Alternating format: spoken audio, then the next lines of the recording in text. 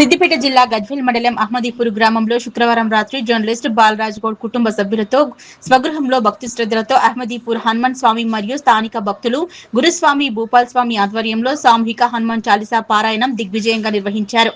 ఈ సందర్భంగా ఆంజనేయ స్వామికి కుటుంబ సభ్యులతో భక్తులు పంచామృతాలతో అభిషేకాలు, ఆకుపూజ, అష్టోత్తర శతనామావళి వంటి కార్యక్రమాలను కన్నుల పండుగగా నిర్వహించారు. అనంతరం సామూహిక హనుమాన్ చాలీసా భక్తి భజనలతో నిర్వహించారు. అనంతరం పాల్గొన్న భక్తులకు స్వామివారి తీర్థ ప్రసాదాలని అల్పాహారం, పాలు, పండ్లు వితరణ చేశారు.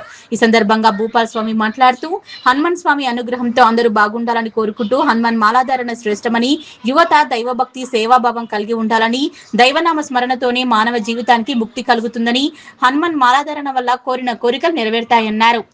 ఈ కార్యక్రమంలో పాల్గొన్న వారిలో కుటుంబ సభ్యులు ఎల్లాగౌడ్, బాలమణి, బాలరాజ్ గౌడ్, రేణుకా, నరేష్ గౌడ్, మానస, కృష్ణగౌడ్, హనుమాన్ స్వాములు, కొండలరెడ్డి, ప్రభాకర్, మహేష్, నాగరాజు గౌడ్, పోషయ్య, రాములు స్వామి, శ్రీనివాస్ రెడ్డి, సాయిరెడ్డి, మల్లేష్ గౌడ్, రవీందర్, భరత్ గౌడ్, సంపత్, రమేష్, నగేష్, నరేందర్, అరుణ్, బాలస్వామి, సుమన్, సందీప్, అజయ్, అరుణ్ పాల్గొన్నారు.